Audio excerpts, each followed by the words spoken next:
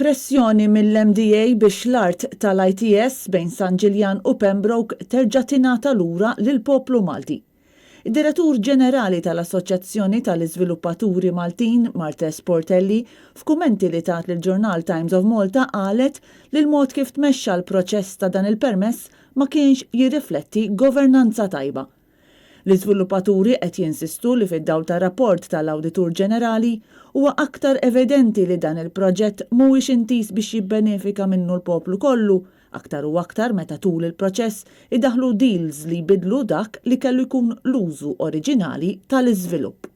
L-MDA qed tinsisti li l-Gvern jirrikorri għal pariri legali sabiex jara kif artijiet ta' dan it-tip jistgħu jerġgħu jittieħdu lura fl-interess tal-pajjiż kollu.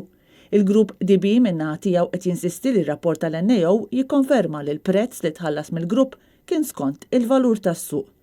Il-grupp saħaq li dan ir-rapport ineħħi kull forma ta' dubji li seta' kien hemm.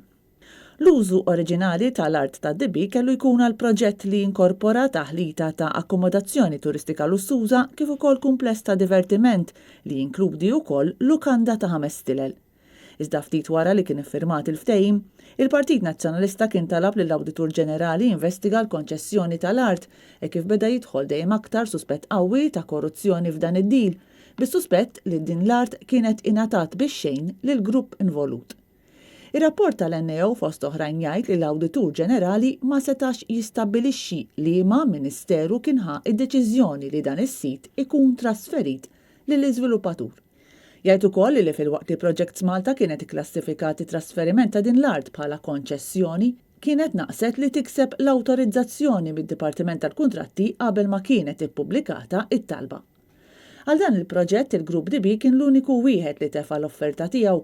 L-offerta tagħhom kienet ta' 17 miljun biss u kienet ġiet aċċettata mill-Gvern fost kontroversja u kritika goffa minn diversi partijiet.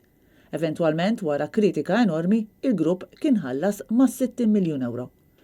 Huwa mifhum li biex isir trasferiment tal-ITS minn fuq din l-art għal ġewwa Smart City, il-Gvern kellu joħroġ madwar 75 miljun.